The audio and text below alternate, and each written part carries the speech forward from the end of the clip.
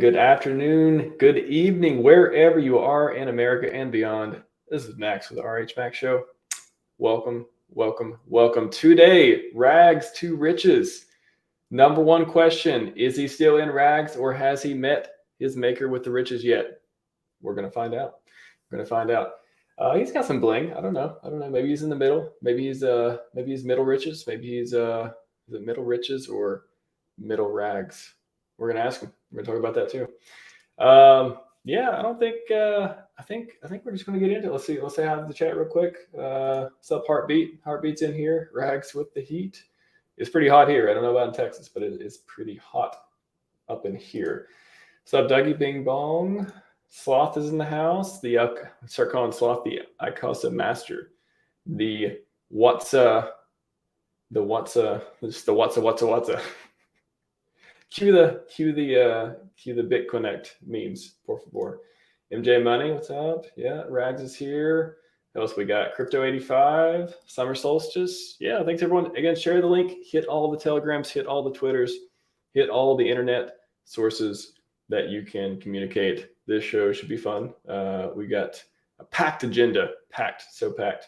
And I know Rags is ready to go. So, PulseX, without further ado, welcome to the show.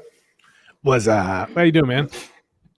Man, I shouldn't have said it because now I got it stuck in my head too. I got Carlos Matos in my head. I've got Do Kwon in my head. Oh, it happened. Dude, you were pulling like a. Have you ever watched The Truman Show? Oh man, I have a long time ago, and I keep seeing previews of that, and I keep saying I need to watch it again because it's been so long. But his big line is "Good morning, good evening," and in case I don't see you, good night, or something to that effect. Very similar to what you said. Oh, okay, yeah. Okay. You know, when I think of mine too, I didn't really derive it from anything. I just kind of thought of it one day. But yeah. I was thinking of Good Morning Vietnam with Robin Williams, actually. Oh yeah, nice. Great. That's what I think. If anything, that's what I would connect it to. The Truman. I'm gonna watch the Truman Show, and I'm gonna get that reference too. It's a great movie, actually. You should definitely watch it. Many parallels. Yeah. I mean, Jim Carrey, he's come a long way. He's a much different person than he was back in his 20s and 30s. That's for sure. Oh yeah. I mean, I still love the Ace Ventura. I love all those movies. But he did one I watched. It was a serious one with I think that was it Zooey Deschanel. I think it was her. That one. I don't know. I forget what it was, but it was really good. It was a very serious one, and many people postulate that he's done enormous amounts of mind-altering substances to kind of enlighten himself. I think that's what they're talking about. Those Canadians, they love their stuff. They love their stuff. They're fun people, though. Gotta say, what's up, Jack Handy? Man, I know probably half the people here know everything about you, or at least a little bit, or definitely heard of you if you've been around for a while. But I have to say, I don't know a whole lot about your background. You know, give us just a run through of like, how'd you come up with your name? How'd you get in the community of crypto? How'd you find Richard Hart and all these amazing products? What's your deal? Yeah, started crypto in 2014. I had a guy on Facebook that was constantly shilling Bitcoin. So I would say shilling Bitcoin. It's just so funny, like shilling Bitcoin. Dude, he was like, get in now. The price is going, And this is, back into no coiners. Yeah, to no coiners. Nobody knew what it meant. All we knew was that it was a scam. So he said, I'd scroll through, I'd see his shills. I think he was crazy, but Bitcoin started running up, and I kind of started looking into it and researching a little bit. And I said, shoot, whatever. I decided to make a Coinbase account. And I think back then, if I'm not mistaken, you could only purchase Bitcoin initially. Then I think they added Ethereum, and I think they added Litecoin. And then they added everything. But some Bitcoin was purchased. And so I set the account up, and I forgot about it. Forgot about the account for a couple years. And we would fast forward to like 2016, 2017. I had a friend. He was a poker player. He passed away, but he's like a professional poker player. He was always looking for ways to make money, and he hits me up. He's like, "Hey, let's get into this together," because he can never do anything on his own. He always have to have a person with him doing it. So I'm like, "All right, let's do it." So I go to sign up for a Coinbase account, but it said my email was already in use. So I freaked out. I'm like, oh, this is freaking cool. Did I actually make it? I had forgotten that I purchased Bitcoin 2 years ago, which is, every story everybody talks about is, you forget about the Bitcoin, you forget about this or that, and you come back and it's worth a lot. But, it was worth, it was a nice little present. So I took that, and I kind of went through the 2017, 2018 run up and then the crash back down. I got caught up trying to trade, did all the wrong things. I lost exuberant amounts of money in the process, listening to people I shouldn't listen to. It's funny. Alexander, what's his name? Alex Lorenzo. Yeah. BitBoy Crypto. Those all were the guys that YouTube was the algorithm was feeding me. So I'm just kind of all into that, and I'm just all into what's the next best thing. And BitBoy Crypto, he was just pumping and dumping everything. So I learned a lesson. I got pissed off. I kind of went away from crypto for a little bit after it crashed, and I lost most of everything. And then I said, you know what? I'm going to give it a second chance. I'm not going to give up here. There's still, I really do believe there's still a lot of opportunity. So I just started learning, started teaching myself. I go down the road of, everybody has the Richard Kiyosaki book, or Robert Kiyosaki rather.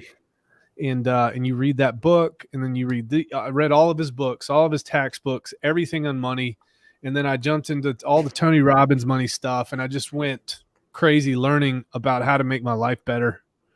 And it brought me back to crypto. I'd kind of learned all that knowledge and applied it to creating a portfolio that was actually sustainable.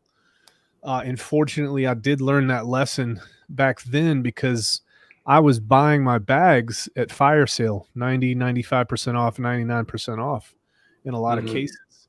So I built a nice little portfolio.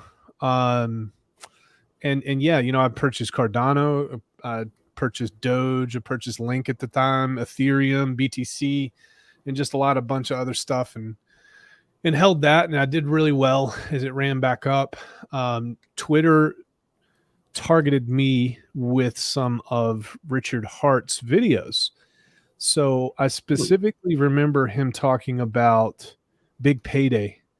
And he was in a top hat and he's shilling Big Payday. I said, who the hell is this guy?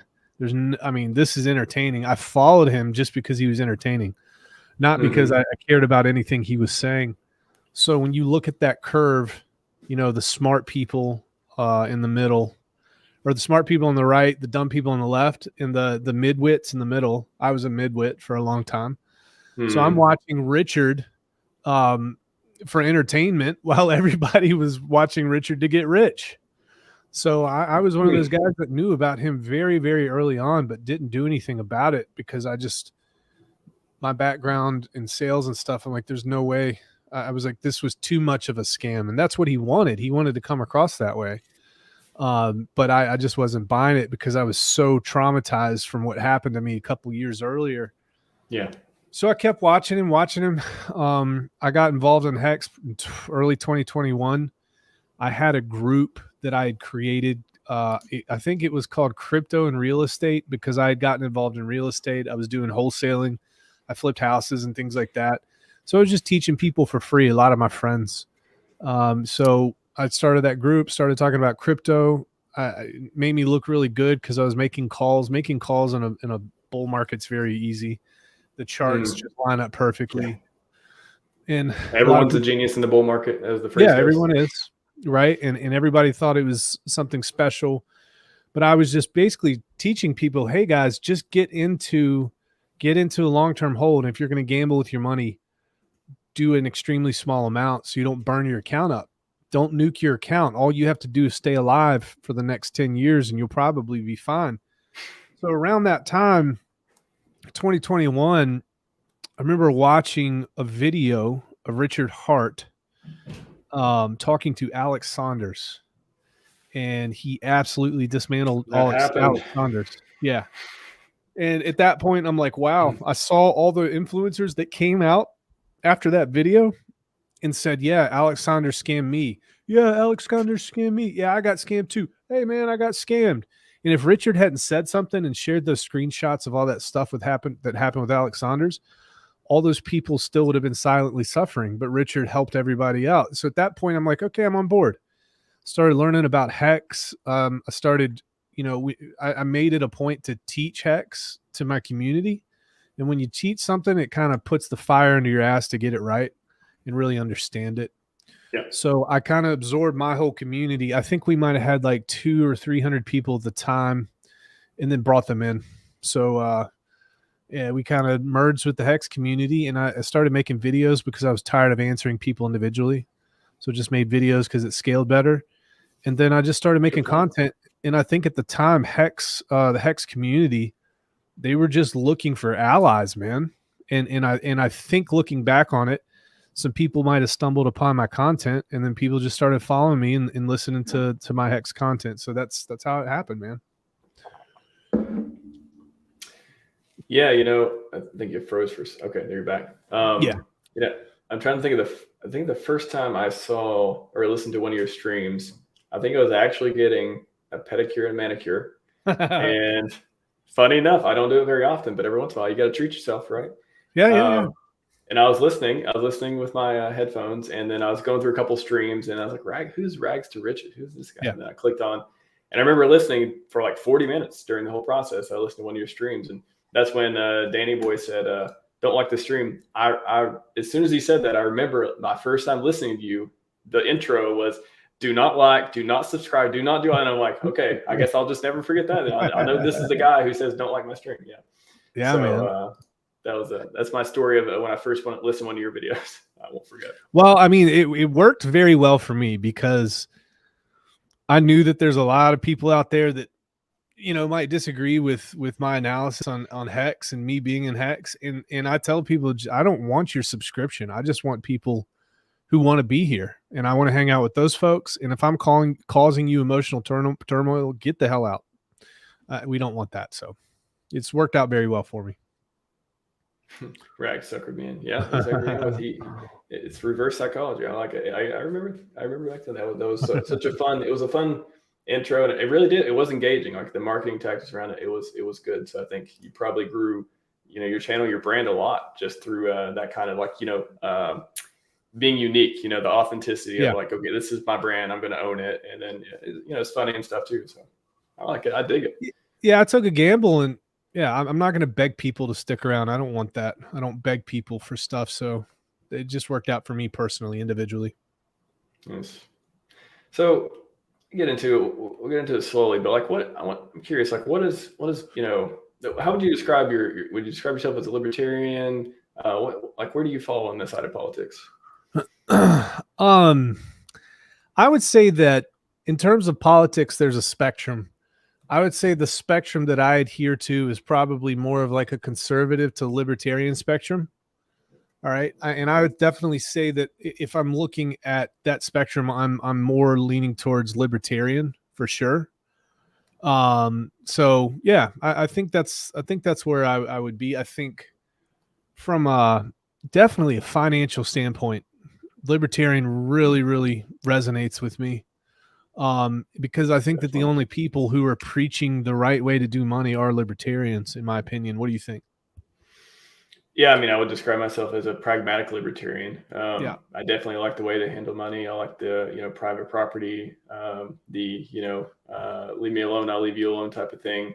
I think there's different criticisms and stuff too, but like I said, pragmatic would mean I would make certain exceptions for very small social programs. And of course, I know we all agree we need a strong military and all stuff like that for defense. But overall, yeah, I think I definitely would describe myself as conservative, libertarian, but also, growing up in the last, in the decade of millennials, Gen X, Y, and stuff like that, I definitely, or I guess in the last 10 or 20 years, at least, being around technology my entire life has made me liberal in a few ways, but in the more healthy ways. Definitely not the liberals as we would say today, or we're talking about today. Not the woke virus. When you say that, what do you mean?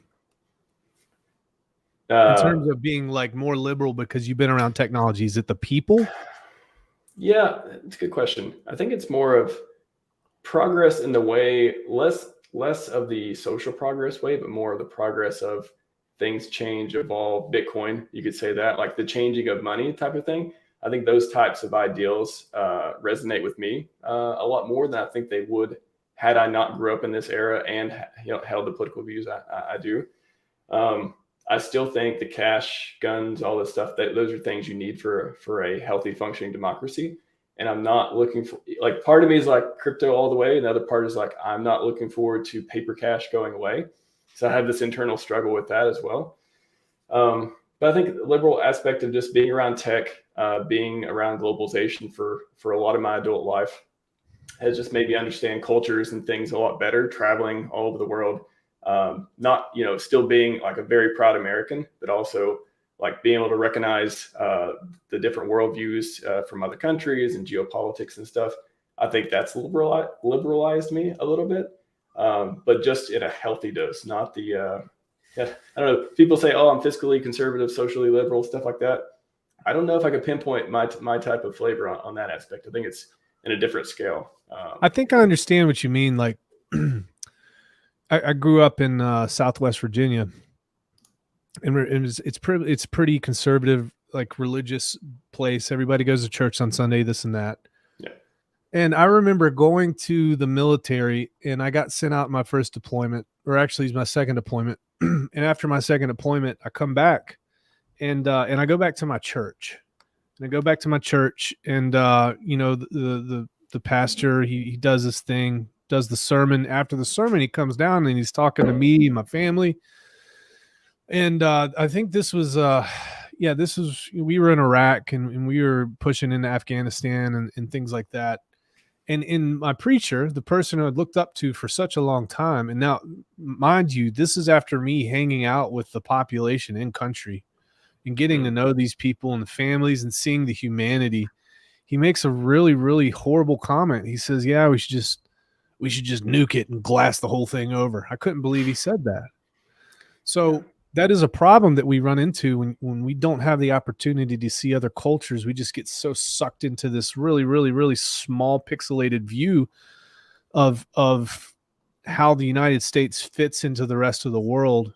And we're very susceptible to people who try to take advantage of that too. And I think he was a product of that. So I definitely see what you're saying, and I definitely see how, I guess you use the term more globalized in the sense of talking to people and experiencing cultures. That's kind of helped you become the way that you are. For better, for worse. I mean, we can debate globalization, the trade-offs too, but I think just growing up around it, that kind of formed a lot of gave me some more tendencies on the liberal side. And then we can go back to, okay, what does liberal mean? It used to mean libertarian. It used to mean that side. And then it kind of got co-opted into different stuff. But your example on the preacher too, that's a good one, because I think there's two forces at play there. One, not being around other cult, not, having limited amount of information, and then acting upon that for self-interest, like we all do. We all want this simple answer for how the world works. And especially if we have a limited amount of information, we're just going to go to the first one that we think everyone else is going to agree with, and it's beneficial for us. So I think it's natural to have that kind of response from that gentleman, even though it's not the most informed one as why we're talking about it. Yeah, the empathetic and sympathetic side of me kind of saw through it, and in my head, I'm just like, in my head, I'm just reflecting on it as he's still speaking, and I'm like, man, that's sad. But at the same time, that's all he's ever known.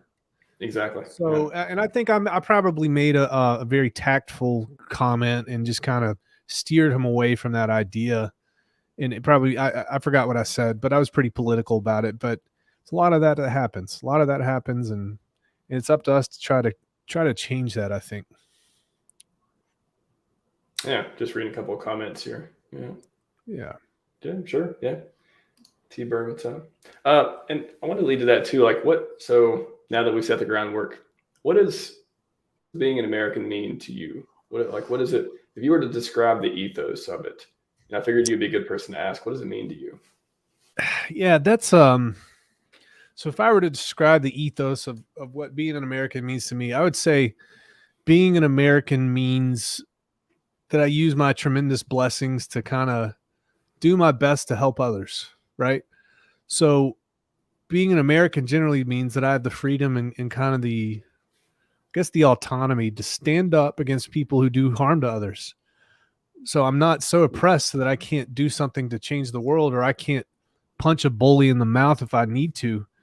Now, with that said, there's bad things that happen in country and there's bad things that happen out of country. That's why I joined the military. That's why I joined the service, because I wanted to help people all over the world, kind of give them a hand to find the freedom and liberty that they might want. Now, one of the arguments that I run into is, Brandon, you can't be so naive to think that you're just a pawn in a bigger game right now, and these guys are moving you around and they're lying to you, and you've just got some delusion of grandeur about yourself. But I'll tell you one thing. There is a lot to be said about having us in some of these countries that have very little hope. And I've been to those countries, and just having another human being around with a different mindset really helps these folks out too.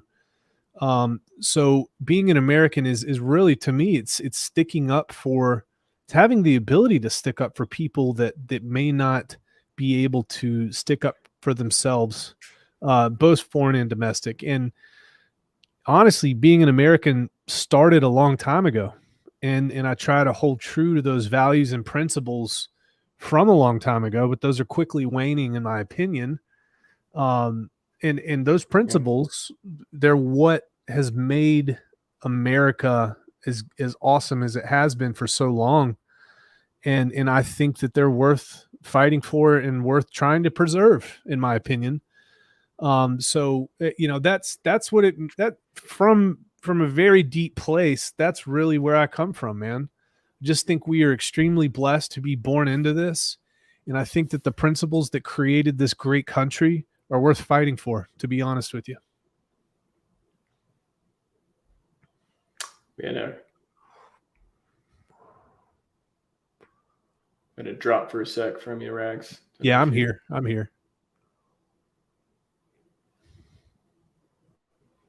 You got me? You okay? Yeah. I think we're back. I can hear you when that drops. I can hear you. Okay. Yeah, no, I was just going to say, I think the checks and balances we have are like no other. I think it's just and like you said, it's hopefully those will keep the waning, in control. I mean, there's so many different things going on and angles and stuff like that. And the non-interventionist, side of libertarianism, I would say, that pragmatic would kick in for me. Like, okay, yeah, I think there are some places we're better off being. But I don't know. I definitely see us. I don't know if you're listening to Peter Zion or reading any of his books. I have not. Okay, he's really good. I'll put it in the chat if anybody's interested. Cool.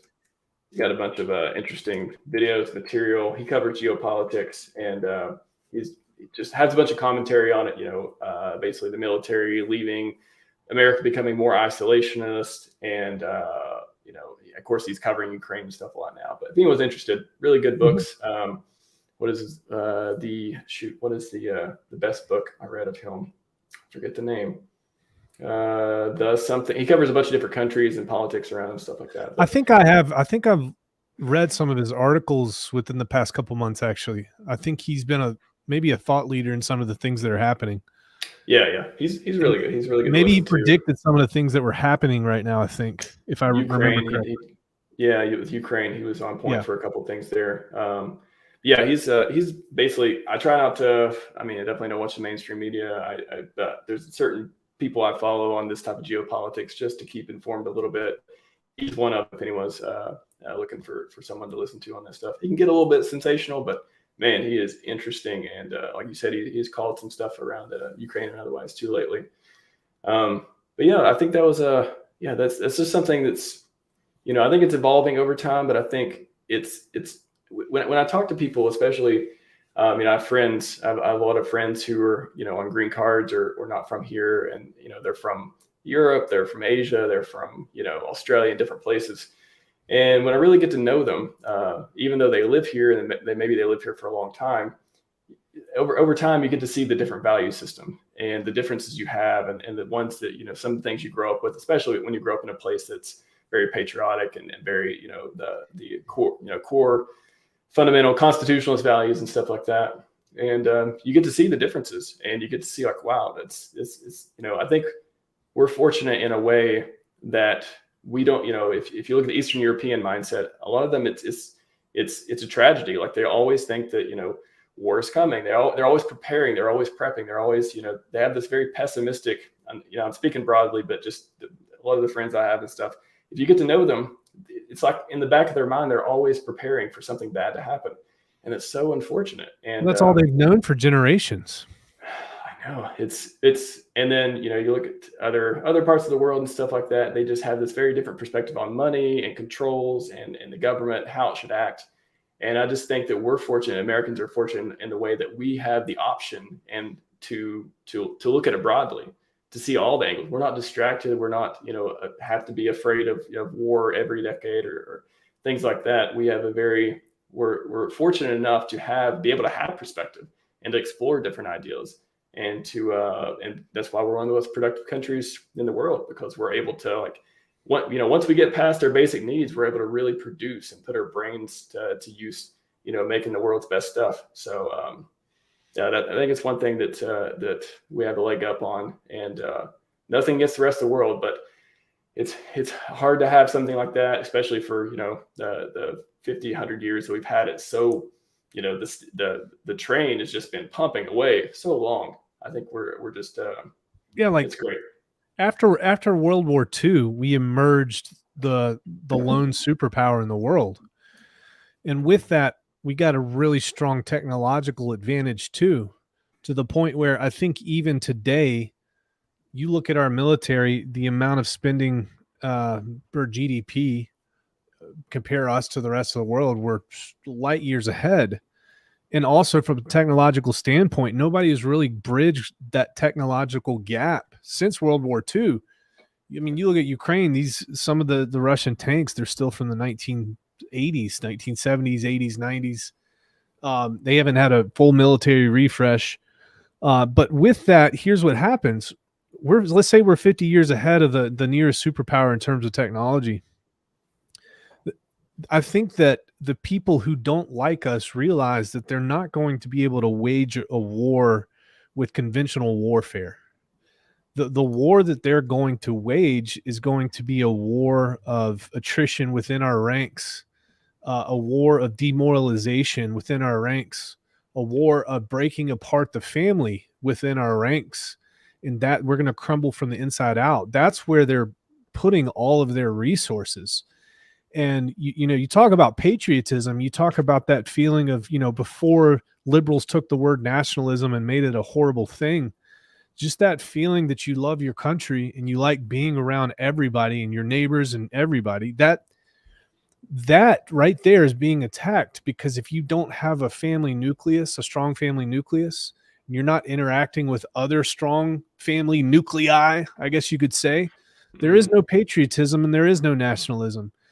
Because you're not, the only reason that exists is because you care about your neighbor and you care about your family, and that's being pulled further and further and further apart. So I think that's the reality of what we're dealing with these days, and that's the reality of what we're going to be dealing with for a long time.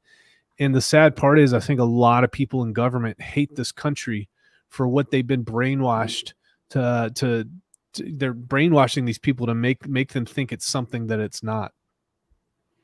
It's so refreshing to go to a small town and you just see people buying local. You see people talking to their neighbors, walking their dog and actually talking to you, not just walking your dog and trying to get past you so they don't have to say anything. Actually stopping, saying hi, things like that. That's a great point. It really makes that cohesiveness, that ability to say, we're part of this.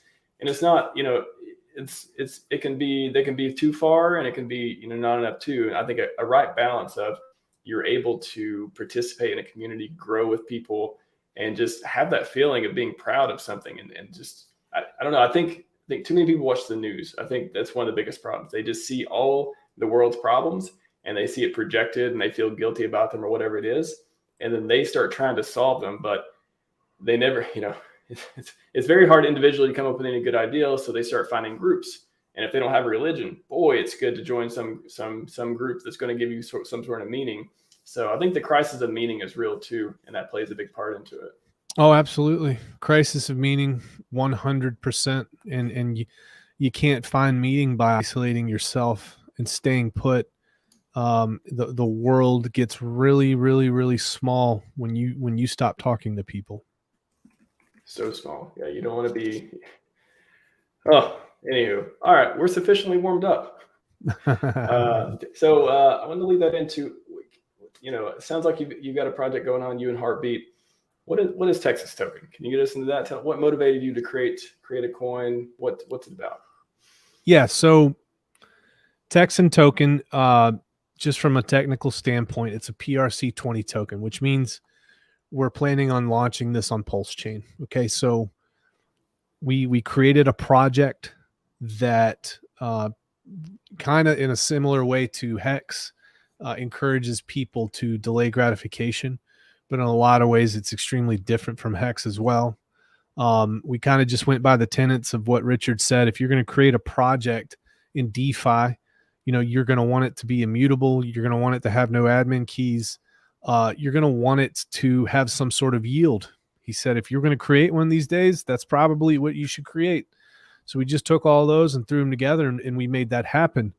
It launches with its total supply. It is deflationary by means of burning all early in-stake penalties. There's going to be 97% of all of the supply is going to be locked up in a contract that nobody has the keys to. 3% is going to be circulating on day one. Of that 3%, 2% is actually going to be staked for 22 years. So there's going to be 97% of this. 22 years. Wow. Yes. There's going to be 97. No. We weren't kidding about the delayed gratification. No, and here's the thing too. People say, well, why 22 years? Are you just trying to one-up HEX? It has nothing to do with that. Our model is going to be we're going to target and we're going to partner up with existing nonprofit organizations. Okay. These folks are used to endowments, right? Endowments, perpetuities. And you see this with universities, for example. Somebody gives a university $50 million. They put it in this perpetuity. And this perpetuity allows these people to have operational capital moving forward because they've invested that money and it gives them a return. Okay. So the 22-year time frame, that's the type of time frames that these folks are used to in the nonprofit space. Sometimes it's indefinite, sometimes it's forever.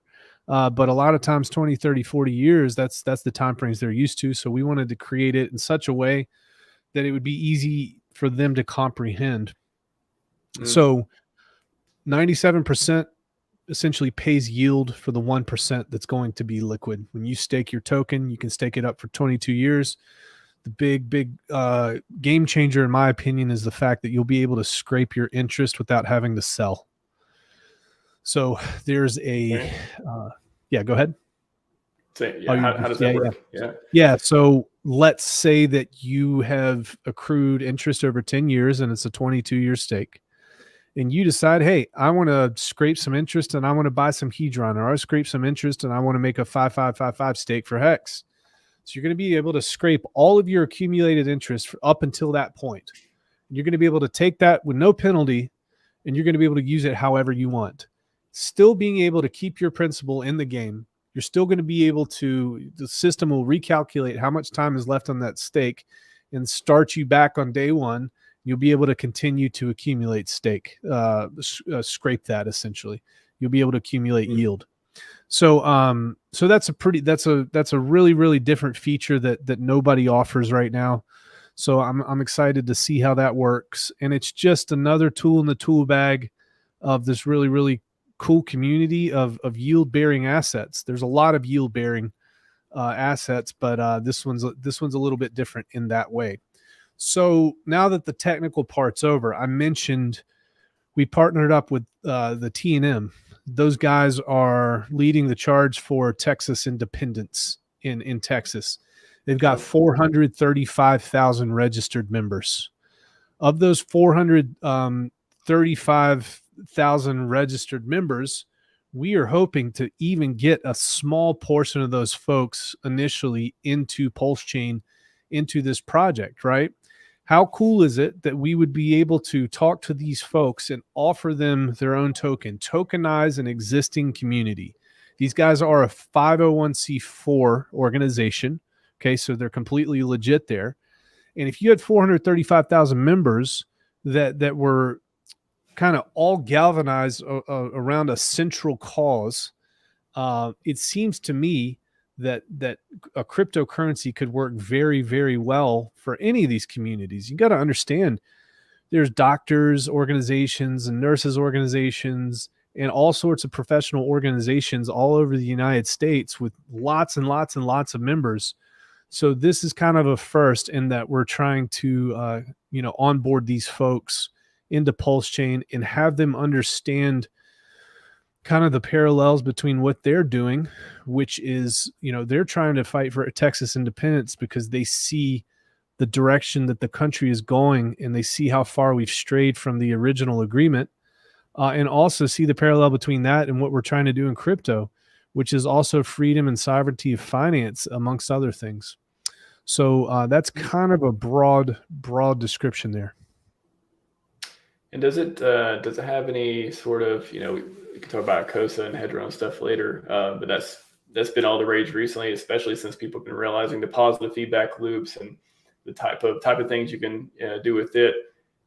Out of feedback, growing HEX, onboarding to PulseChain, utility, positive feedback loop. Where would you say that Texas token you think would fit into if any of those categories? Yeah. So here's the thing. A lot of people said that PulseChain initially was going to fail if we didn't get new people into the ecosystem. Okay. So in a way you can think about this, all the people that are here, we're just kind of playing with recycled money. We're going to be pumping one project over another project, this and that. How do we get adoption? The holy grail of crypto is getting no coiners in. It's new resources. It's new capital. It's new energy. So that's what we're focused on. We're focused on organizations that already have the infrastructure and we want to bring it in. Now, here's the question. Say, Brandon, how dare you? You could have created some derivative there of HEX or this or that. Well, I'll tell you this. That organization wouldn't be able to own the token if we used HEX for this. And now why? Well, it's because, Richard has it on lockdown. HEX is HEX, and it's not going to change. These people are going to want their own thing. They're going to want to brand it their own way. They're going to want all the benefits of everything else that is offered out there. They want to make it their own. So that's the whole point here. People aren't just going to have Texan token in their portfolio. When they come into this ecosystem through me and Matt, what are they going to do? They're going to start Google searching. They're going to find you. They're going to listen to your streams. They're going to find Crypto Coffee. They're going to listen to his. Jen Hex. They're going to listen to his. Corey Costa. They're going to listen to his. And what's going to happen? They're going to diversify out and they're going to get exposure to a lot of different cryptocurrencies, just like everybody else does when they first get in. So I see it as a massive, massive net positive for this community, for us to be working on that, which is the holy grail, getting new people into this and helping change their lives for the better. And they wouldn't have got it otherwise. So it sounds like a marketing, especially to the big organization that you're looking at to do with Texas, the independence movement, and onboarding for no coiners. That's the thing you were thinking of for motivation and all that.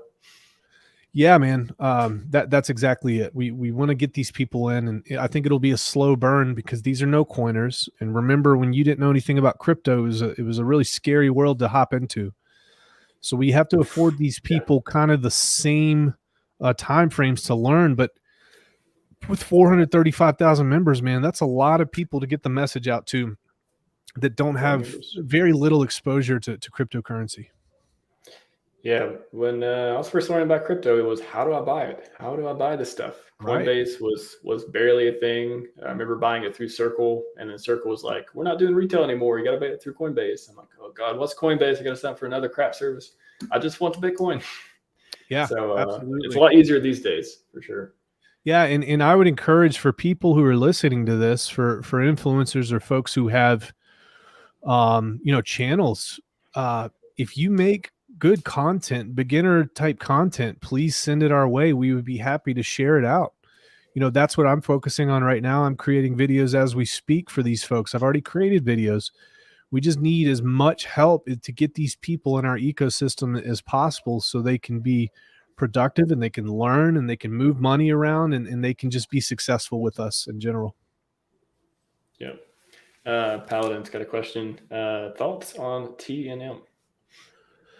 Yeah.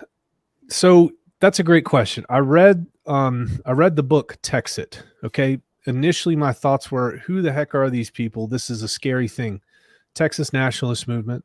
They're for the independence of Texas. So I said, you know what? I'm going to give this a fair shake. And I just went down the rabbit hole of trying to understand what these folks are all about. And it really boils down to this. And this is the best way that I've heard it put. If you were a country and the United States approached you today and they said, do you want to be a part of our 50 states? Okay, and you're a country that doesn't necessarily need it. Maybe 30 or 50 years ago, you'd be like, yeah, dude, I'm all on board. But right now, I think if you ask like 50 or 100 countries, I don't think they would all say yes. I think things are really, really weird in the United States, and they're turning a very, very strange direction. So what the TNM seeks to do is to take a look at what this country was originally founded on and the principles that have carried us so far, and kind of reinstate those, push back against the federal Leviathan that's picking up massive amounts of steam and is just starting to throw its weight around with their country. And then for me specifically, what really spoke to me was the money problem, man. I talk all the time about the money issues. I talk about the debasement of the dollar. I think since 1961 till now, the US dollar has inflated almost 14,000%. Okay. And then they try to blame these recessions and they try to blame all this on outside forces. Push comes to shove. Inflation is what's causing these recessions. Printing of money is what's causing these recessions.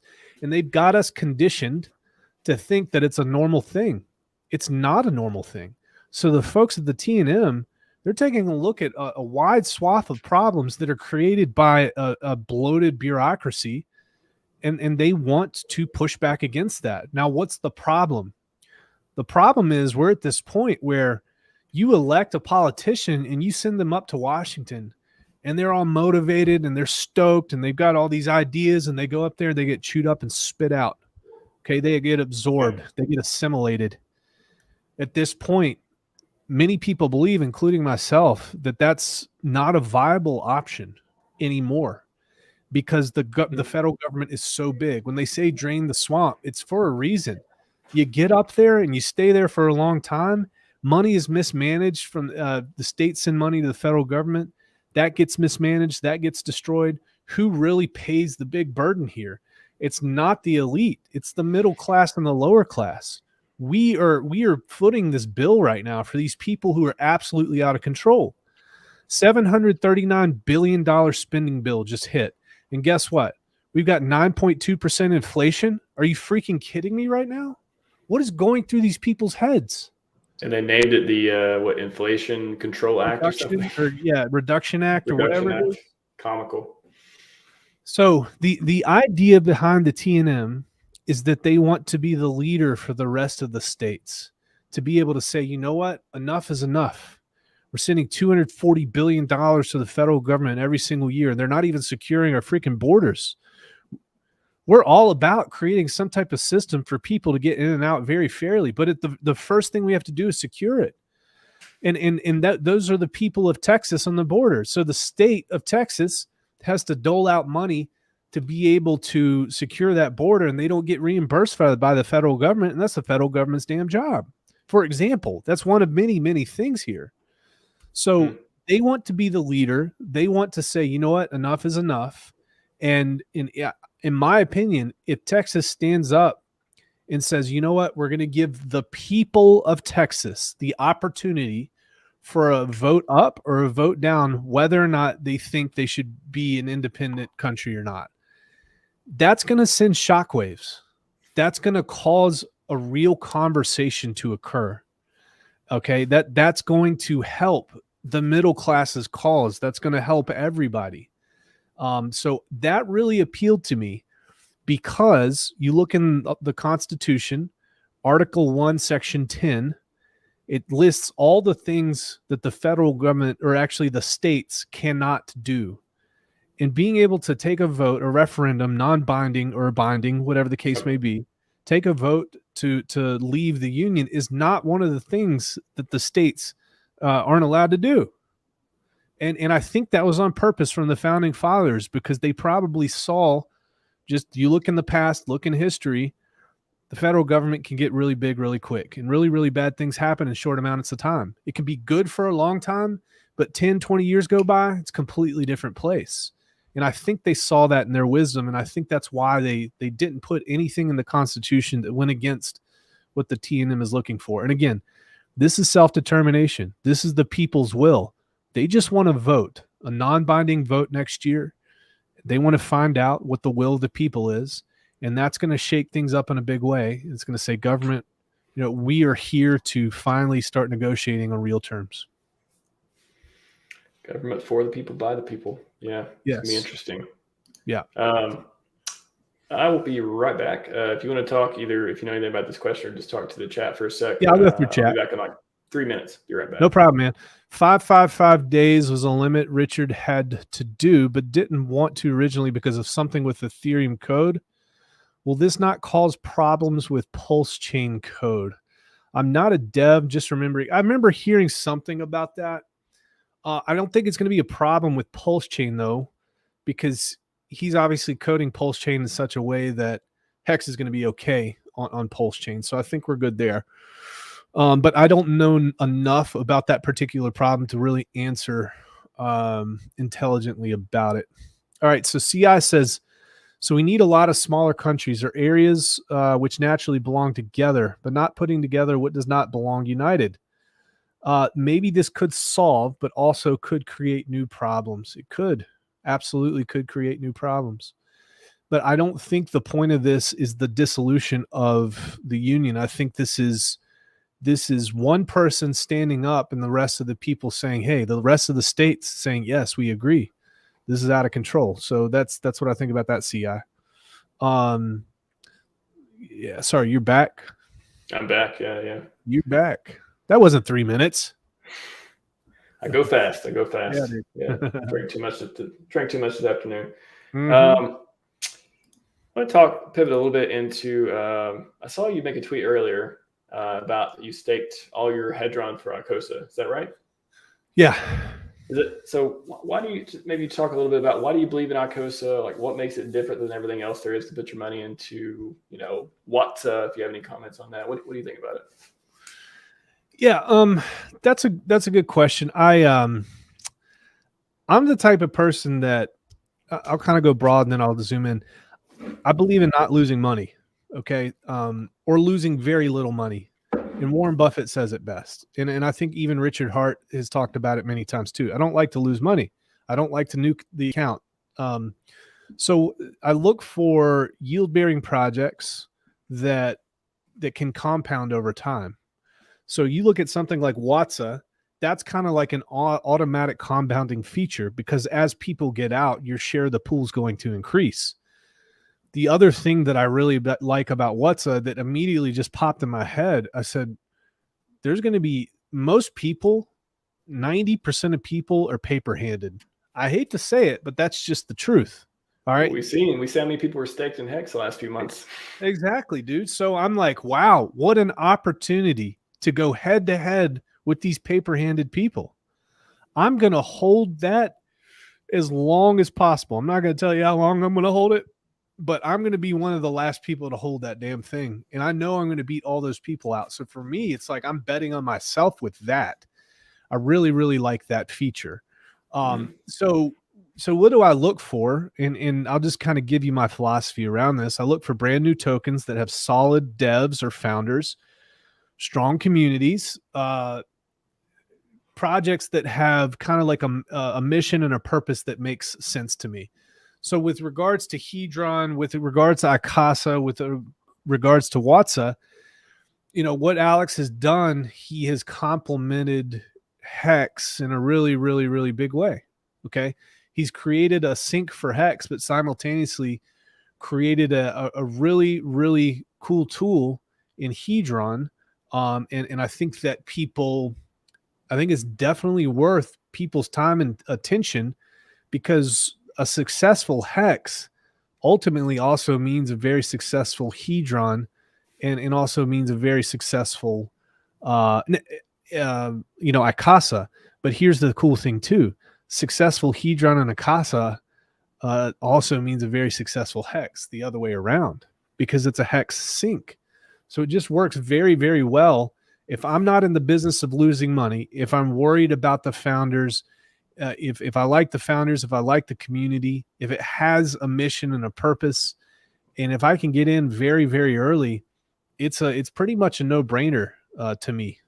So yeah, that's kind of how I feel. It's kind of how I feel about it, generally speaking. Now, the cool thing too is Alex has done something that I'm not sure that anybody else does, and he's encapsulated a HEX stake, right?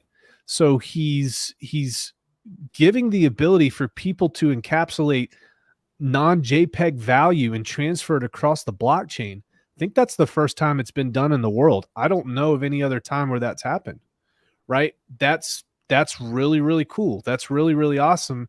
And that's worth mentioning. And that's worth, in my opinion, investing in. Yeah, it's it's something that I talked to a crypto sloth about for a while, and I know he's been deep into it for months now. Mm-hmm. And I had my reservations, I'll admit, and I didn't really understand Icasa. I didn't understand. I had heard WhatsApp, but maybe a few weeks ago. But it was just so. I think I had reservations because I didn't think anyone else would understand it. So I was like, man, this stuff is like, it's complex in a way, but it's beautiful. Once you do understand, it's just this beautiful positive feedback loop synergy system. Yeah, the synergy is incredible. And once you start staking it and you start looking at those numbers, you're like, wow, this is and it makes sense in price per. We'll see what happens price performance over time, but I don't know. I'm at the point where I feel like I understand it well enough where I'm like, prove that it's not going to be amazing. Like, prove that it's not going to outperform and pump HEX and just do all these positive things for the blue chips and the ecosystem that I really care about. So I just I would encourage everyone to look into it. My mind's going to be blown for a long time, especially if you understand the mechanics of HEX, and then you see what it does and what it offers. Yeah, Sloth was right all along. I have no shame in saying that.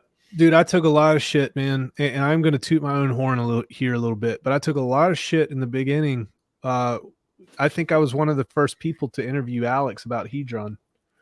I might have been number 1 or number 2, and I told my community, everybody in HEX, and then you had some big folks come out against Hedron. Everybody was just bashing this guy, and I'm having personal conversations. They're like, yeah, it's not a dev team, it's just one dude, he's not special, blah blah blah blah.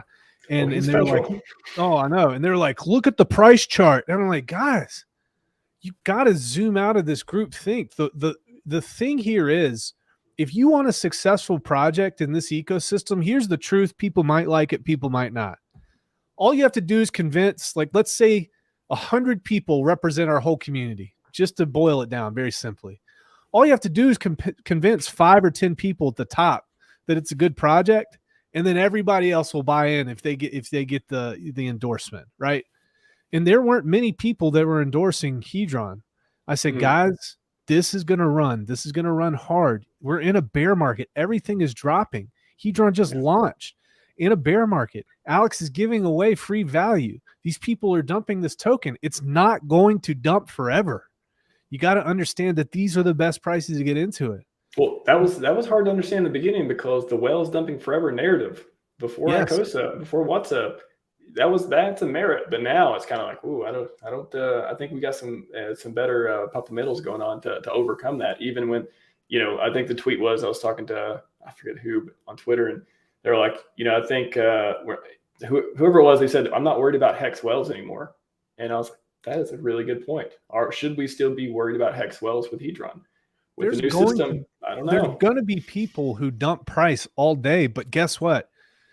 This is the golden rule. I've looked at literally thousands of charts since 2000. Probably I started looking at charts in 2016, 2017. Looked at thousands, right? What happens? Just about every single time, with a few exceptions, you're going to see a dump for probably 90 to 120 days. 90 to 120 days. It shakes the people out that don't want to be there. And then after that, you got the believers.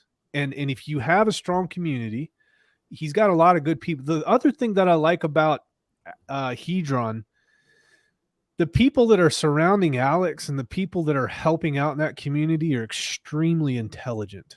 All right. And they're people that care about the community. It's a different feel. Every community kind of has its own personality.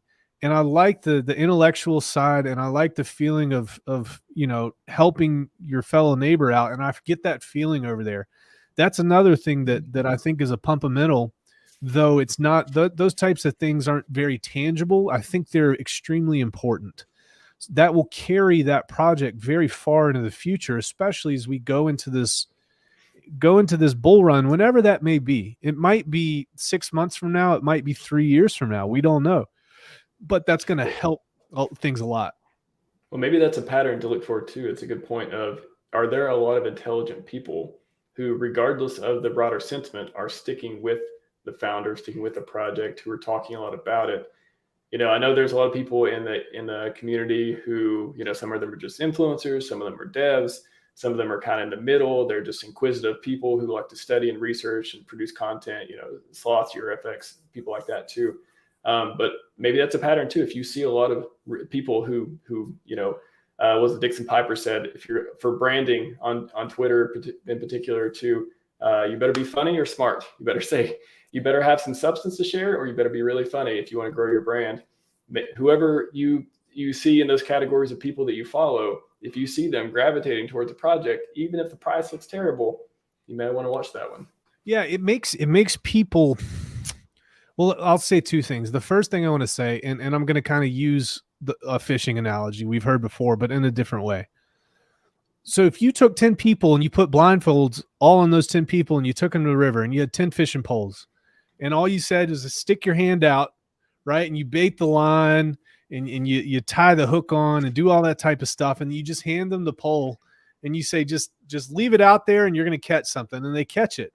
And you bring them back every day for a week and you do the same thing. All right.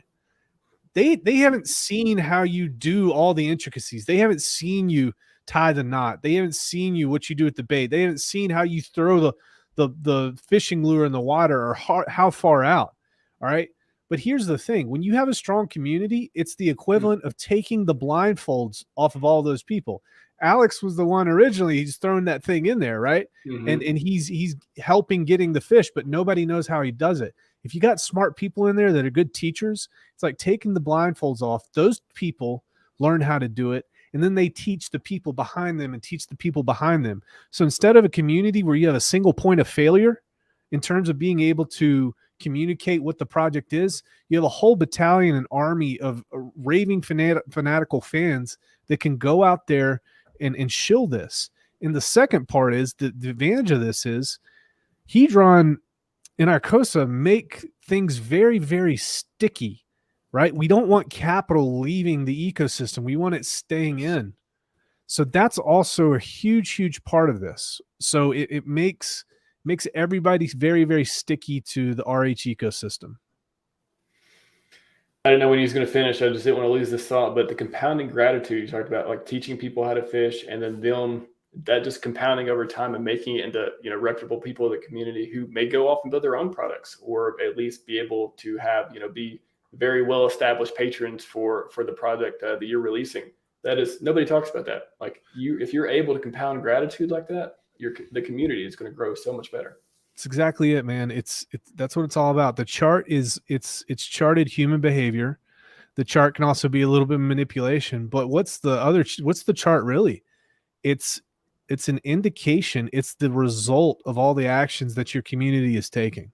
And I think that Hedron's chart, and I think that Acosta's chart and all that's going to be very, very strong. And I'm happy to say, and I'm going to brag to say that right now, even if it drops 60%, I'm still way on board. And I think it's going to be extremely successful. Please clip this and play this in about 3 or 4 years, buddy. Okay. I'm pretty sure it'll be clipped, and hopefully it'll be played. I can guarantee it'll be clipped. I'll say that.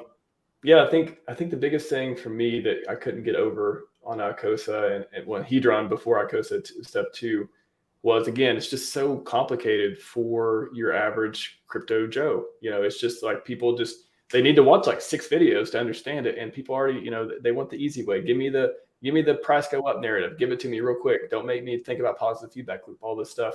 I'm not that way. I want to know the gory details, but even for me, it took a while to get this stuff, being, I have engineering type background and stuff too. And a system like that, I was just skeptical. Like, are people actually going to get into this? Like, are we going to be able to have enough critical mass for it to lift off and for it to become something on its own and just kind of like come into its own as a product? And it's proven it. The launch of, I think, Hedron took a while. Some people were in it, some people weren't. And then when Icosa started, just maybe a week or two before it came out, the light bulb just went off and everyone was just gravitated towards this particular product. And now you see that it's up and running and you can stake and you can do all these things. You're like, wow, this is pretty cool. This is like, and I just didn't think there'd be that many. You see how many NFTs, how many watts it? It's like 9,000 watts. Yeah, 9,000 now, something like that. Like in what, 3 days? That many NFTs have been minted. It's just like, I don't know what kind of expectations people had, but it blew mine away for sure. It's such a cool thing. Now, I want to say this too. And we're just kind of, these are untested ideas that I've not made known before. So bear with me here. All right. Woo. Coming up. So it's like, there's leagues to this shit, man.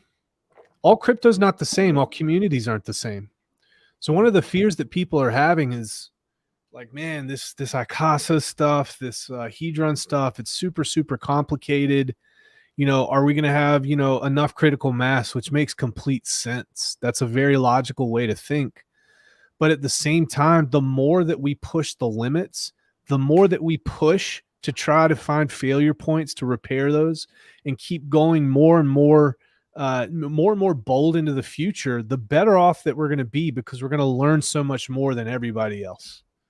And I think that, like I said, to be a part of what's happening with Richard Hart's stuff and with Alex's stuff and with Maxi and with all these awesome projects, you got to have your head screwed on straight when it comes to crypto. We've got the introductory stuff. You could play with your meme coins, but we all have to encourage people to learn, because learning and knowledge is going to be the ultimate hedge against anything bad that happens to crypto. I want everybody in the ecosystem, to be full-blown Roman citizens. You lay a hand on us, you're getting wrecked. It's because we all know our weakest person in terms of knowledge about crypto can go to toe-to-toe with advanced players in others' communities. And that's what I love about us. It's a special place. It really is. Yep. I mean, I think the HEX ecosystem, that's another question I was going to ask too, is like, what do you think most people get wrong about HEX? What is it that they just get? You hear the criticism and you're like, that doesn't even make sense. Like, what are the things that people get wrong the most? Dude, I'll tell you, what I just said kind of plays into it, but I'm going to try to break it down. Most people, so I'll answer the question. It's going to take a second because I got to paint a picture for people to really get it. So most people they're born into this world at a young age. Teachers, they'll teach children how to count money. They teach children how to count quarters, and they teach how to count dimes and nickels. They teach them how to get mortgages. They teach them how to apply for credit cards. They're marketed how to apply for credit cards. They teach them how to get student loans. They go further and further and further and further into debt. They teach them how to become a consumer. They teach them how to spend money in their pockets as soon as they get it. We get no formal education on wealth creation, and we're constantly taught varying forms of kind of like instant gratification. And I or think we're taught to save everything and don't invest, like that kind of thing. exactly. It's And what ridiculous does bad that do? advice. That makes the banks richer because they take out loans on our deposits, and we're not getting richer. We're getting wrecked. Inflation does not outpace the amount of interest rate that you're going to get from the bank. So all these horrible things are happening, and we're just being used. We're pawns by the people who do understand the game. And that's how it's been played for so long. And we're taught to work, and we're taught to consume, and maybe we get 15 to 30, 25 years at the end of our life to chill out, but probably not. We got to pick up part-time jobs because the economy's such shit, because the government did it to us. The Federal Reserve did it to us. The politicians did it to us. They're passing spending bills when we've got the highest inflation in the past 41 years. Crazy shit, right? Just crazy. So these people don't understand anything when they get to the real world about how money flows and money operates. Now, the original question is what is it that most people get so wrong about HEX? And we're building up to it if you guys just join here. So they don't understand the relationships between the legislature and money. They don't understand the relationship between the treasury and money. They don't understand fractional reserve banking. They don't understand the damaging effects that inflation is having on literally everybody except the rich. Okay. Inflation is not bad for the rich. Inflation is incredible for the rich because they get all of it. But we won't go into that. So they don't understand how to make money work for them, how to make a dollar have children. They don't understand that. They're not taught that, and that's on purpose. And for the past, 50 or 60 or 70 years, everybody brings that up. They're like, wow, I know how to balance a checkbook. I know how to get a credit card. I don't know how to make money off my money. Right. And that's a purpose. Yeah. And I think it's because they need bodies for production, and they need to keep people a little bit stupid. So there's a class of working people that moves society forward in that way, which is really, really jacked up. So step 2, right? We talked about what happens before people get into crypto. They don't know shit. Let's talk about what happens when people get into crypto. So some of these people hear about cryptocurrency and they're looking for ways to make some extra money, right? Like they want 200 here, 500 here. They're one of their frat brothers said, yeah, dude, I put 1,000 in. I got like $1,200. We bought like 4 kegs and had a party for free, bro. It's awesome. Freaking out. All right. So they do a quick Google search when they hear about cryptocurrency. And then some maxi is telling them on YouTube that Bitcoin is the only way, right? It's the way, it's the truth, it's the life. Now remember, here's the important part. They've got no information to fall back on how to actually take advantage of Bitcoin and using knowledge that they've gained in the previous world that they should have had, but they didn't, to be able to create more wealth. So what happens? They don't know about buy and hold, right? They don't know about dollar cost averaging. So they just buy a little bit here and there. They get wrecked on leverage. They buy courses. And the same thing that was happening in the old world is now happening in the new world, okay? The new crypto world. They're still getting wrecked because there's still vultures and still wolves out there that want to take advantage of them, right? But now all they've known are these Bitcoin bros that are saying Bitcoin is the way. And mind you, here's what's interesting. The Bitcoin bros now, they're telling these people that it's not about making money anymore. That's what's really, really funny.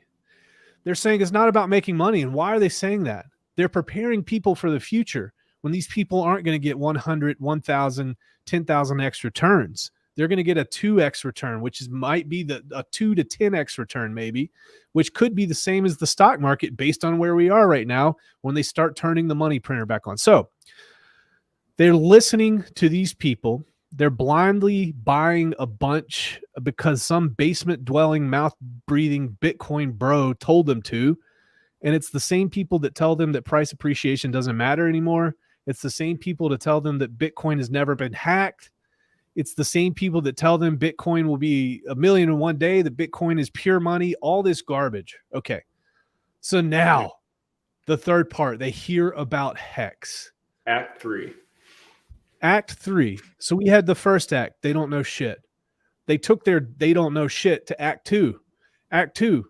They don't know shit. They haven't researched. They don't understand how mining works. They don't understand how crypto works at large.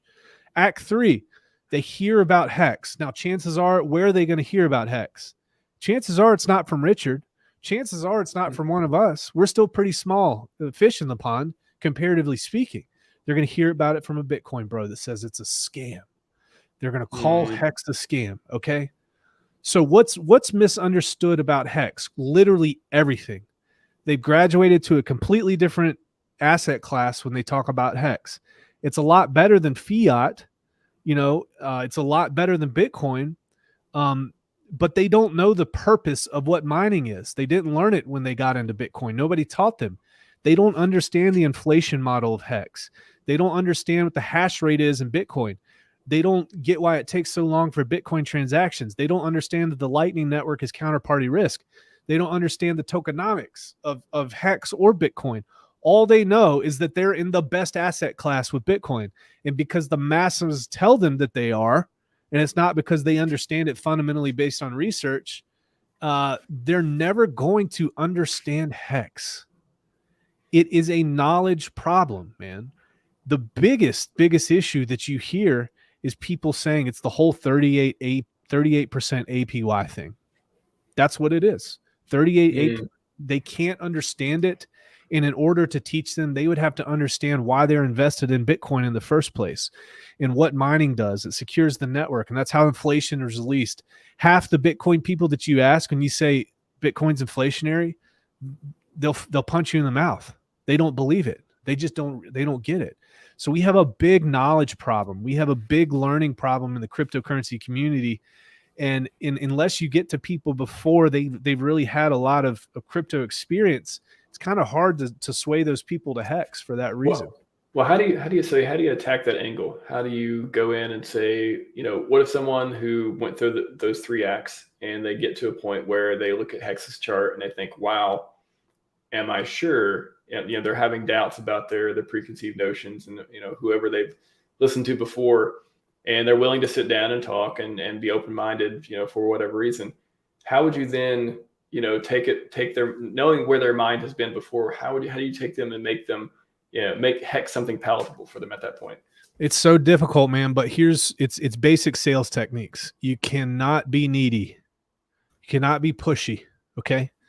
The only thing that's going to speak to them, if it does, is them seeing facts and them seeing numbers. That's the only thing that's going to work. So step 1, show them the chart of HEX. If they ask for it, or just casually just bring it up, don't try to push it on them. You don't want to make it a thing. You don't want to make it an event and say, hey, come over here, let me grab your attention and look at this. No, it has to happen much more indirectly and organically at that point, because it's so ingrained in their head that it's a scam. And you can kind of weed people out. If they ask you questions after that chart, that's an advantage. That's a good thing. That's cool. You can take them to the next step. All right. The next step, in my opinion, is asking them if they understand. Most likely it's Bitcoin or Ethereum, and then giving them education for free. Not even talking about HEX initially.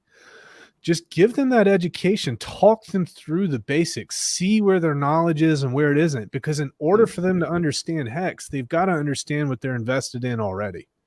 It's just not going to work otherwise. So I would make the point, let me just ask you this, RH, let me ask you, so do you understand that Bitcoin is inflationary? And you just kind of like throw it out there and they say, well, what do you mean by that? Yeah, it's inflationary. It inflates at this rate. Here's a chart. Use a chart. Use facts. Use data. Yeah. And you say, yeah, this is Bitcoin's mechanism of securing the network, but also releasing more Bitcoin into the ecosystem. Isn't that neat? Now, what's the advantage of that? Later on, when they understand that concept, you can talk about HEX stakers kind of being like miners, right? And you can think about Ethereum as being the security layer. And then you can think about the inflation is people like miners are paid to hold price up, for example. So you can't be pushy, man. You can't come out and be direct about it. You just got to feed them little bits at a time. And the people that want to drink from the water will, and the people that don't, they are doomed. That's just the bottom line. Financial freedom. I really think that I think everything in the world happens for a reason. And Yeah. if you're going to be in HEX, if you're going to find products to save you from the financial system, you're going to find them, and you're going to be part of that 1%. But most people just aren't. They never will. They'll, everyone, the world is complex. People are complex. Everyone chooses how much time to spend on each thing in their life. And most people just aren't going to spend time on something that could literally change their life for the better. And it's a tragedy, but I guess that leaves the meat on the bones for the rest of us who have been red pilled. I guess You got to have a lot of empathy for these people, man. And here's another big thing that I want. Yeah, you can't just call them noobs. You can't just call them plebs. No. You got to be like, no, that's not the way. That's not a productive way to look at it. And the other thing is, when they come back later on, welcome them with open arms. Don't belittle them because they didn't understand it. That's the worst thing that you can do. Don't have that superiority complex and put people down. They're gonna come there, dude. I'm so sorry, man. I just didn't get it. Be like, no, dude, it's all good. Come on, let's talk about it. I think we need to do more of that as a community instead of just rubbing it in their faces. Yeah. Well, full circle, BitBoy. Are you welcoming him since he seems to like us a lot better these days? This has been a progression that we've been talking about on our channel for probably the past year or so. Started seeing little signs, bits and pieces, and it's a beautiful, beautiful, beautiful thing. I think that BitBoy didn't understand the right way to do crypto. He thought that there was only one way to make a living off of it. And unfortunately, that's the same way that many crypto influencers are taught. They do the same thing to people. And I think that BitBoy having conversations with Richard and listening to Richard and seeing the results that Richard has created, because that's what's really important. You can do a lot of this, but unless you have a result, it doesn't mean anything. So I'm happy for BitBoy, man. I hope that he becomes a massive, massive power for good in cryptocurrency, because he has the top 3 or top 5 biggest followings, or maybe number 1 in all of crypto YouTube. That's going to be a huge ally for us moving forward into PulseChain. Sure. We got a question from Charles Stone. What's up? What are you guys going to do when you earn millions? Well, how do you know we haven't already earned millions, Charles? But let's pretend we haven't, just for thought experiment. Not saying I have or haven't, obviously. I'm just kidding. But yeah, what are you gonna do? Well, financial freedom will do me very well, I think. Definitely have a lot of plans to put some more good in the world. Won't go into too many details, but I definitely I will own my own time, and I will be just as productive or even more productive than I am now in this little rock we call Earth. So owning your own time is the best thing. One of the highest things I think you can do as a normie is owning your own time. And there's different levels to life, but I'm looking forward to riding the escalator. How about you? Yeah, I don't talk about my money often. However, I think that they're kind of growing up in the situation that I grew up, and I don't like saying that I had it rough and this and that, but I'll tell you this, man. There's a lot of people out there, just like we talked about earlier, when you ask me, what's the most, the common misconception about HEX. And I talked about that first rung of people that don't know anything about how to have a dollar create children, and have those children create children, and have those. Great analogy. That's which book is that from? That's Richest Man in Babylon. Richest Man. That's what. Okay.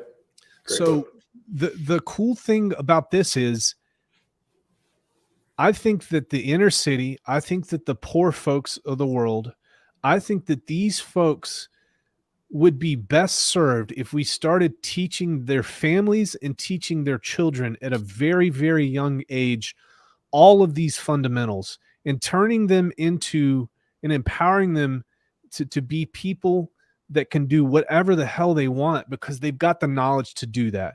And no victimhood. Turn away from victimhood, take complete responsibility and accountability, because that is not helping freaking anyone in the world. No. And some people might be thinking, I know what some people are thinking. They're like, oh, he's talking about African Americans, the black population. I'm going to tell you, it's a symptom of low socioeconomic status, no matter what race you are. There's a significantly higher amount of poor white people in the United States than there are poor black people or Mexicans or Hispanics or whatever the case may be. We've got to target these people because they have the absolute most potential out of anybody else. And people are going to be a detractor and they're going to say, oh, well, they're not going to care anyway, or this or that, blah, blah, blah, blah. It's a long-term game. We've got to start somewhere. We got to start teaching these people. I know that it's possible. I know that it's possible to dig your way out of this. If I had the knowledge that I have now in my teens, or even being brought up as a youngster with this knowledge, with somebody who was just there for me and mentoring me, it would have completely changed my trajectory. Completely. So I think that a large amount of my capital moving forward is going to be focused on those sorts of initiatives.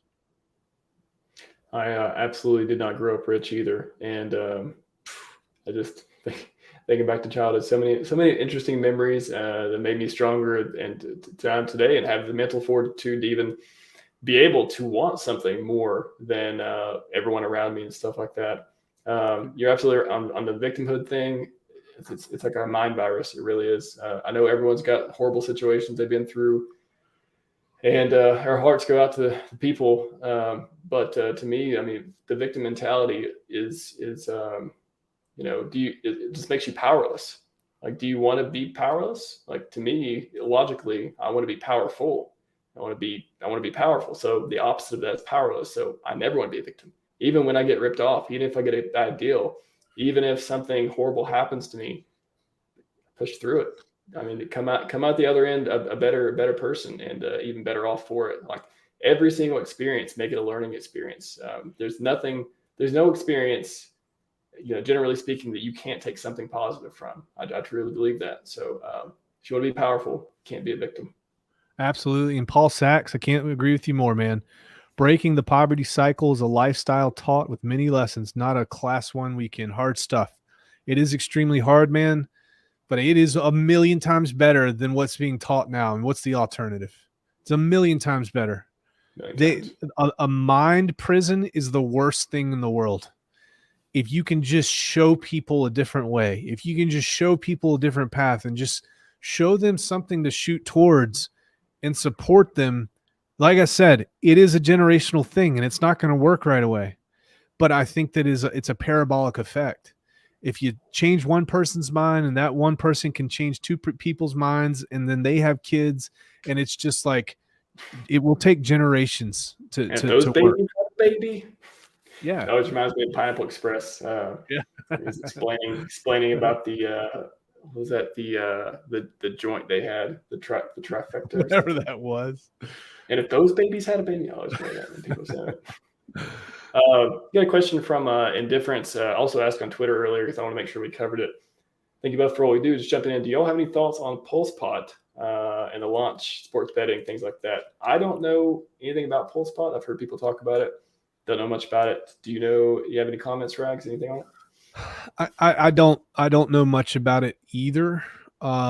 So I can't be for or against it. I wouldn't be able to speak intelligently about it. Okay. Anyone in the chat has any thoughts? Hit me up. I'll try to post them. But yeah, Indifference. We don't know much about PulsePot, but apparently they have a launch in 14 days. Facts. Bitcoin the white. Chat's getting rowdy. Chat's getting a little rowdy. Man, look at those crazy fools. I know it. Oh gosh, I'm catching up here in 6. RHMax, a good billionaire. One day, and I'll put it to good work. I promise you that. No expectations, but RHMax, as a very rich man, I think could be a good rich guy. I think so. Yeah. Leverage it for good. Yeah. No victims, no perpetrators. RH created the top. You guys know that, right? RH created the top. Yeah. How could he call the top 2 cycles in a row if he didn't? He always says he wants to call it really silently, as if he called the top. So there's a lot of meta in the way that's a good question. What are some examples of some of the meta stuff he talks about? There's some good ones. There's some bangers out there, man. What can you think of? I mean, he says all sorts of crazy stuff, but I'll tell you. Are you familiar with hexsearch.io?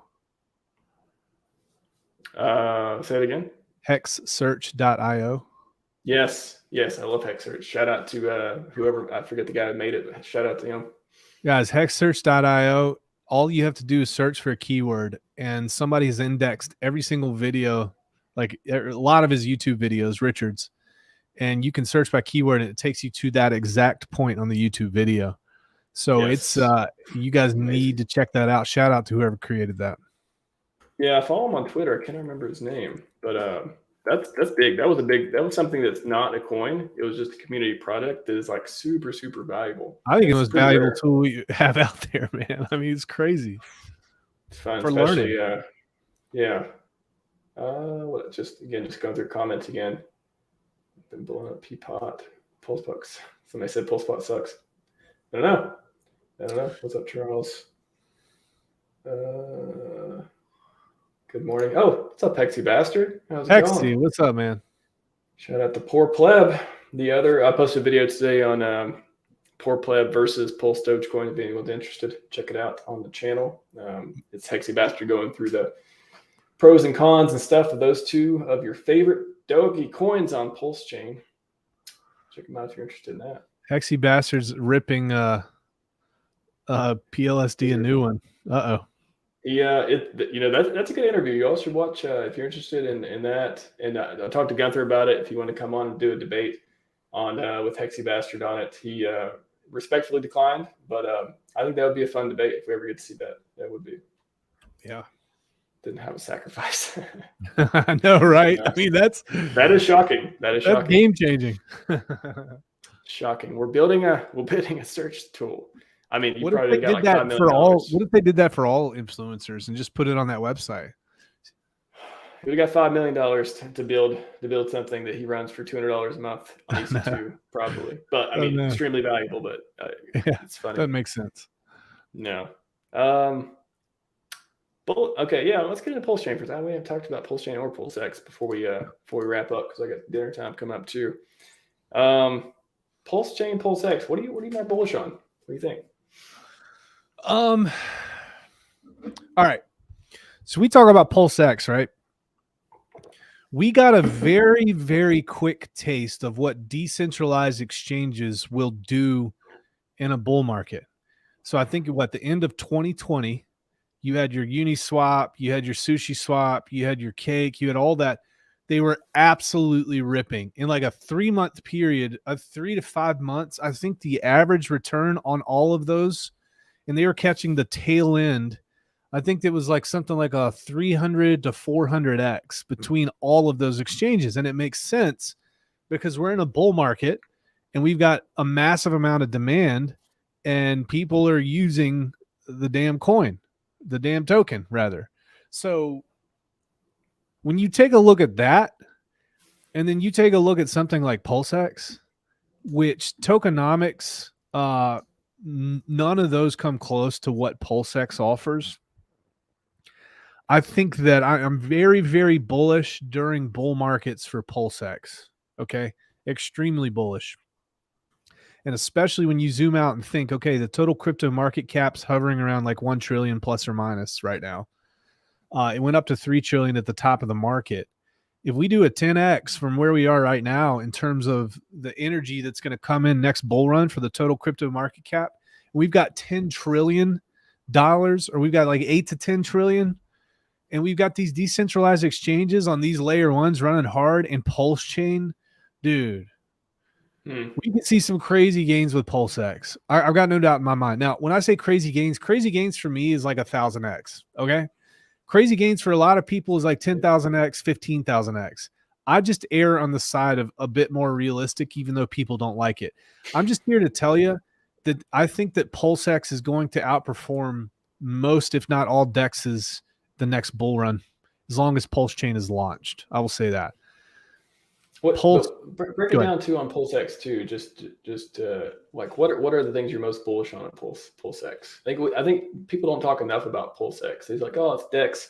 Everyone focuses on PulseChain, but PulseX, like what's the meat and potatoes? Yeah, it's really like when you look at PulseX, it's really the buy and burn feature, man. That's just huge. Massive amounts of dollars are burned on a monthly basis based on, if you in a regular market, if you're doing $1 billion a day and PulseX is running, it's something like $600,000 to $1 million worth of PulseX that's burnt daily, and that's in a bear market, and that's just using the numbers that we're looking at now. Now imagine if we have 10 or 20 or 50 or 100x that volume, dude. That's really freaking bullish. All right, and those fees get put back, man.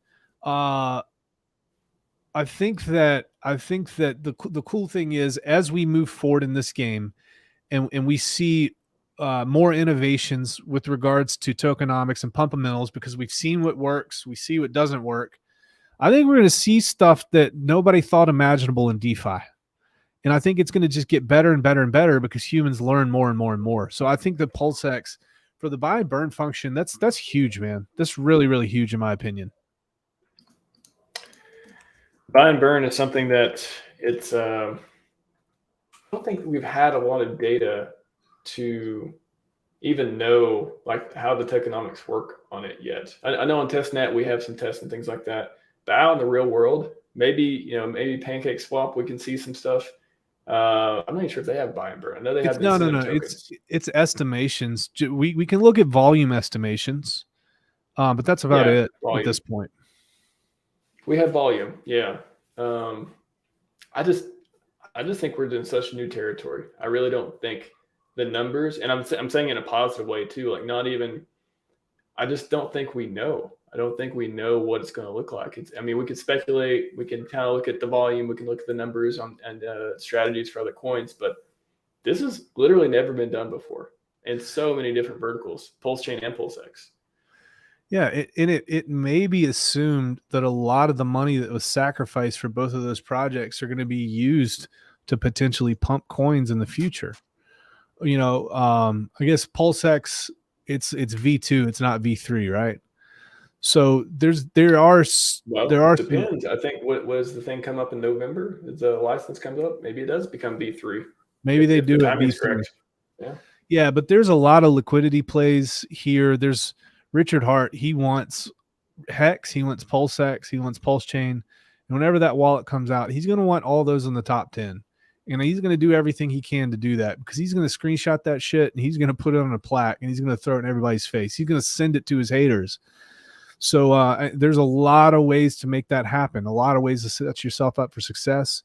We are very well capitalized with those two sacrifices, man. We got a lot of money sitting behind. Everything is looking really, really, really good. Really, really good. I agree.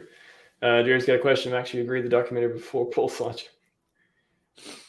Well, my heart says yes, but then I don't know what dates these things are going to happen. So I would like the documentary to come out later this year. Will it?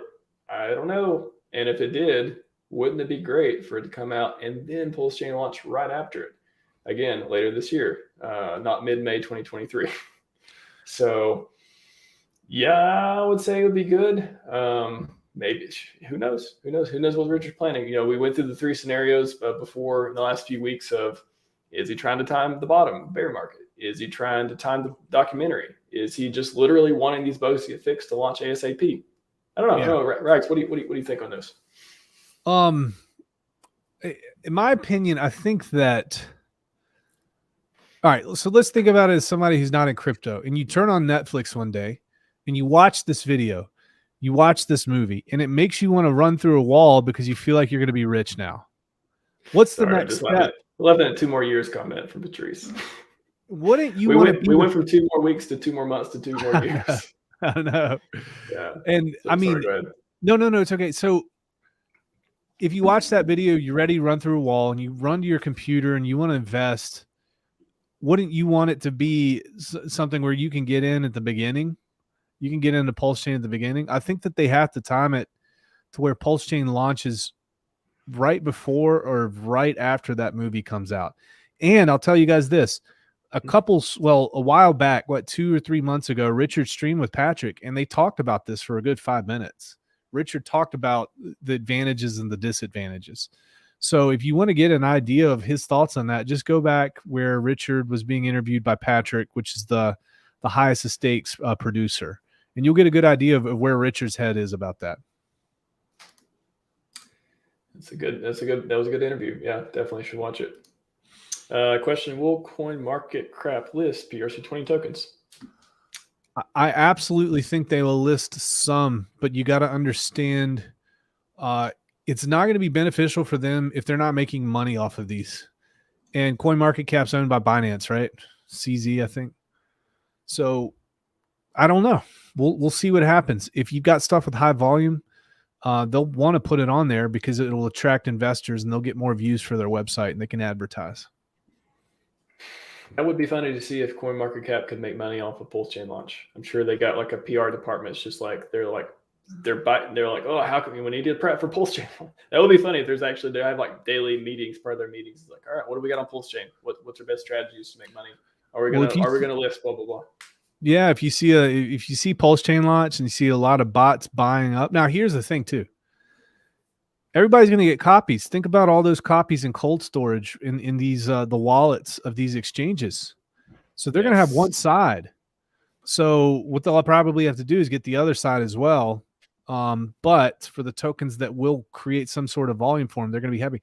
They're not going to be happy with HEX because HEX doesn't make them money. They're not going to be happy with Hedron. Hedron's not going to make them money. They're not going to be happy with Pulse Doge probably because at least that's coming out with Pulse Bitcoin. You have to have Pulse Doge to stake it. That's a sink. It sits. This is the new way to do business. They probably aren't going to like us that much, which is, in my opinion, a very good thing. That's going to be something like you think.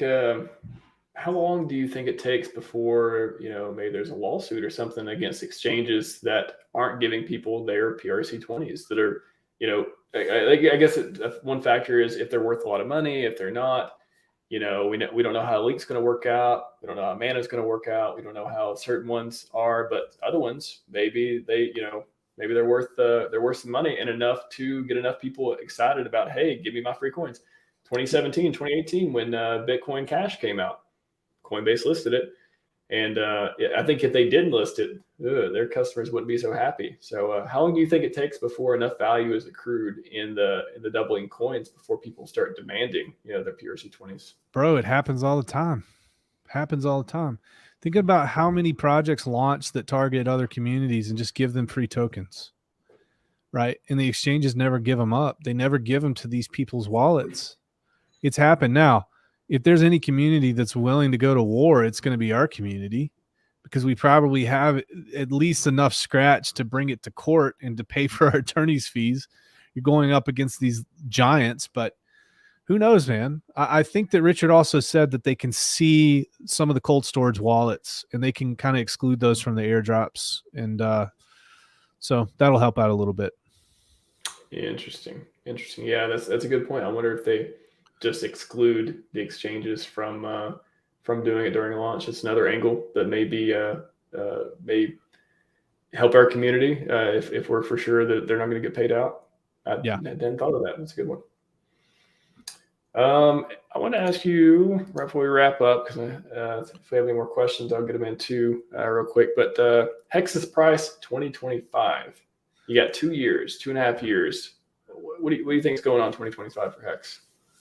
All right. If you look at the ROI from day one to now, you look at it between Ethereum, you look at it towards Bitcoin, you look at it with HEX, you put them all in the chart, go to look into hex.com.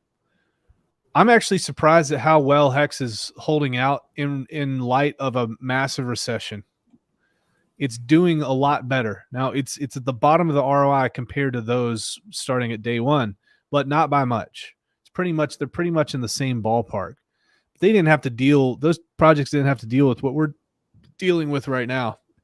If it follows suit with Bitcoin, about, what is that, 1920, that's about 6 years in, 5.5, 6 years in. If it follows suits with Bitcoin at the top of the next bull market, HEX could be at about $5.75. After the correction, HEX would probably drop down to maybe about $2 to $2.50. So depending when that happens, I'd say HEX 2025, if it's after the bull run, we could be sitting around $2.25, somewhere in that range, I think. And another thing to look at if you look at, and this is kind of funny to look at, if you go to the test net right now and you see all these inflated prices, what's very interesting to see is there's a common theme. All of these inflated prices are about a 50 to 75x higher than current prices. So I find that very, very, very interesting too. So if you want to get an idea of what your project might look like when it launches, or what your project might look like when PulseChain launches, you might be able to take your current price on testnet, if it's not out on Ethereum, you might be able to subtract about a 50 to 75x, and that could give you a good idea of where your price point might be. Question on that: is that $2 on both chains? Or are you talking about $5.75, for example, on PHEX, and like $10 hex total? That's a weird way to say it, but I could be wrong, and you guys call me out. I have looked for this. I have seen very, very, very small differences in prices between two chains. I'm talking like, if you're in the dollar range, there might be like a 2 to 5 cent difference. Guys, we have a bridge. We have bots, the arbitrage bots. Once that bridge opens up, guys, it's going to be the same price. You're not going to have these opportunities. That value is going to get chewed up real, real quick, in my opinion. So yeah, same price, very similar. Well, if that happens, I think the community, I think we'll be the richest community. I'll say that. Yeah. $5 hex sounds good to me. You right about that. I think you broke up for a sec. Boom. Yeah. Am I still here? Am I here? Still here. 1, 2, 1, 2. Cool, man. I was gonna say, how much longer? Any questions in the chat? I think that was the last one I could see. Yeah, man. What up? Thanks, Jerry, for the last question. What up? Well, what's going on right now for me is we're going to wrap up the stream, the excellent stream, with the one and only Rags2Riches on Twitter at Rags2Riches fam, the number 2. Are you on Telegram? I think I tried to find you earlier. I couldn't find you though. Yeah, you can find me on Telegram, Rags2Riches Squad. You can also find me at Rags2RichesSquad.com with all my links. Rags2RichesSquad.com. Okay. And then YouTube, Rags2Riches as well. Yeah, and if you guys want to learn more about the Texan, go to texan.cc, and we'd be happy to help you out. Texan.cc, that is Texan Coin. Wow, these comments, you guys. Chat, you're killing us today. Good job, chat. $5. Oof. Oh gosh, you're killing me sweaty. You're making me sweaty. Making me sweaty. Sweaty heads. Making me sweaty. Yeah, thank you all. It was today, Wednesday. So I think Friday I have Alex. I have our favorite man. Oh, cool. Awesome. We have Alex on Friday, and I've got a ton of good stuff to ask him too. So that's gonna be a good stream. Please, everyone, tune in. Rags yourself, please come as well. I think that'll be a great one.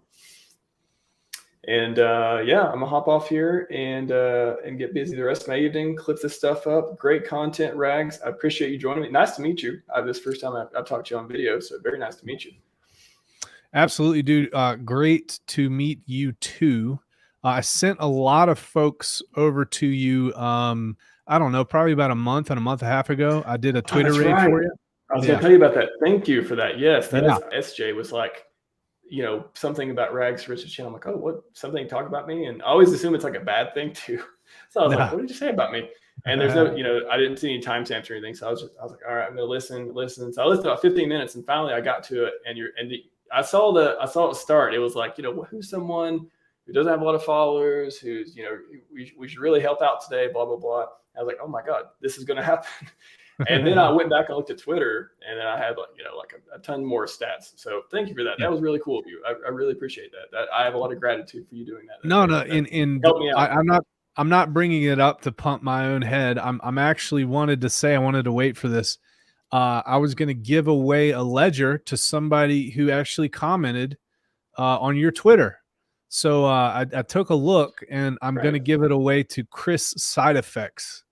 So Chris, okay, I know Chris. He's a regular on here too. Yeah. Yeah. Awesome. So Chris, I'm sure I'll see you in my chat, but you guys can hit him up and let him know that, he won a ledger. It's packaged, so don't worry. I got it from the manufacturer. Don't worry, guys. Not going to wreck anybody. So congrats, Chris. Okay. And dude, keep up the great work, man. This is how you build it. You just talk to all sorts of folks, man, and you're killing it, man. So very, very proud of you and glad to have you on board, buddy. I appreciate it. It's been a wild ride the last few months. I've been, as you know my story, like I've been passive. I've been following Richard since 2017, just passive in the community until like 6 or 7 months ago, I think. I started Twitter, started to interact with people. And then I was like, I guess I can try streaming. I don't know. And I tried it and then just started meeting all kinds of folks, learning their stories and backgrounds, and starting to grow the channel and put a bunch of time, work, sweat, and effort into it. And it seems to be going well. So I'm definitely appreciative of that and all the support in the community. Wells, really helped me out in the beginning earlier. Yeah, it's a beautiful place. I dropped a super chat on Maddie and David Feeder's game theory gang yesterday, and just commented with, I love this community, and that's the truth. Dude, it's a great community to be in, man. And I'll tell you this, you're in at a great time, because not only will price go up and total crypto market cap go up, but also the number of users that are coming into this ecosystem looking for good knowledge, and you're providing that. So you'll really see your numbers swell, and we all will. So great job, man. And thank you very much for stepping up to the plate and becoming a content provider there. And you're pumping everybody's bags. Thank you. I appreciate it. It's a win-win. And it's not too bad to launch in a bear market. I'm okay with it. It's going well. Yep. Going well. All right, everyone. Like, sub, smash all the buttons, and come back Friday. We got a banger on Friday. It's going to be a great show. I'm not sure it's going to be better than this show. This one's going to be hard to beat, but it's going to be pretty good. I have a feeling. Until next time, everyone have a great evening, and take it easy. At RHMaximalist on Twitter if you want to follow me. You know what to do. Later. Thanks, buddy.